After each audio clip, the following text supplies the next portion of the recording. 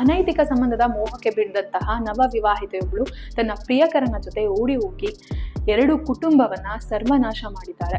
ಈ ಘಟನೆಯಿಂದ ಮನನೊಂದಂತಹ ಆಕೆಯ ಗಂಡ ನೇಣಿಗೆ ಶರಣಾಗಿದ್ದಾನೆ. ಹಾಗೆ ಮದುವೆ ಮಾಡಿಸಿದಂತಹ ಆಕೆಯ ಸೋದರ ಮಾವ ಇಬ್ಬರು ಆತ್ಮಹತ್ಯೆಗೆ ಶರಣಾಗಿದ್ದಾರೆ. ಇದನ್ನ ಗಂಭೀರವಾಗಿ ಪರಿಗಣಿಸಿದಂತಹ ದಾವಣಗೆರೆಯ ಪೊಲೀಸರು ಓಡಿ ಹೋದ ಜೋಡಿಯನ್ನ ಬಂಧಿಸಿ ನ್ಯಾಯಾಂಗದ ಮುಂದೆ ನಿಲ್ಲಿಸಿದ್ದಾರೆ. ಹಾಗಿದ್ರೆ ಏನಿದ್ ಘಟನೆ, ಯಾವಾಗಿದ್ ನಡೀತು, ಇಲ್ಲಿದೆ ಮಾಹಿತಿ.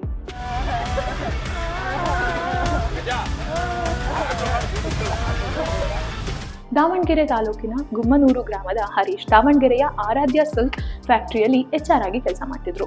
ದಾವಣಗೆರೆಯ ಆನೆಗೊಂಡದಲ್ಲಿ ಸರಸ್ವತಿ ಎಂಬ ಆಕೆಯೊಂದಿಗೆ ಅದ್ದೂರಿಯಾಗಿ ಮದುವೆ ಮಾಡಿಕೊಳ್ಳಲಾಗಿತ್ತು. ಸರಸ್ವತಿಯ ಸೋದರ ಮಾವ ರುದ್ರೇಶ್ ಈ ಮದುವೆನ ಮುಂದೆ ನಿಂತು ಮದುವೆಯನ್ನ ಮಾಡಿಸಿದ್ರು. ಆದ್ರೆ ವಿವಾಹದ ನಂತರವೂ ಸರಸ್ವತಿ ತನ್ನ ಪ್ರಿಯಕರನೊಂದಿಗೆ ಸಂಪರ್ಕವನ್ನ ಹೊಂದಿದ್ಲು. ಸಂಪರ್ಕದ ಅತಿರೇಕಕ್ಕೆ ಹೋಗಿ ಆಕೆ ಆತನೊಂದಿಗೆ ಓಡಿ ಹೋಗಿದ್ದಾಳೆ. ಈ ದೃಶ್ಯವೂ ಸಹ CCTVಯಲ್ಲಿ ಸರಿಯಾಗಿದೆ.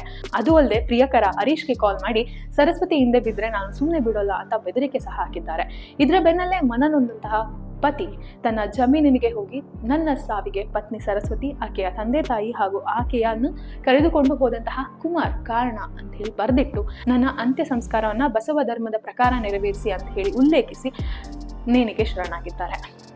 ಈ ಸುದ್ದಿ ತಿಳಿಸಿದಂತೆ ಆಕೆಯ ಸೋದರ ಮಾವ ಸಹ ಮನನೊಂದು ವಿಷ ಸೇವಿಸಿದ್ದಾರೆ.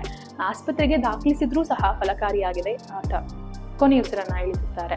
ಈ ಜೋಡಿ ಆತ್ಮಹತ್ಯೆಯನ್ನ ಗಂಭೀರವಾಗಿ ಪರಿಗಣಿಸಿದಂತಹ ದಾವಣಗೆರೆ ಗ್ರಾಮಾಂತರ ಠಾಣೆ ಪೊಲೀಸರು ಹರೀಶ್ ಅವರ ಕುಟುಂಬದ ದೂರಿನೊಂದಿಗೆ ಈಗ ಓಡಿ ಹೋದ ಜೋಡಿಯನ್ನ ಬಂಧಿಸಿ ವೈದ್ಯರ ಪರೀಕ್ಷೆಗೆ ಒಳಪಡಿಸಿದ್ದಾರೆ. ನಂತರ ನ್ಯಾಯಾಲಯಕ್ಕೆ ಹಾಜರುಪಡಿಸುತ್ತೇವೆ ಅಂತ ಹೇಳಿ ಸಹ ಹೇಳಿದ್ದಾರೆ.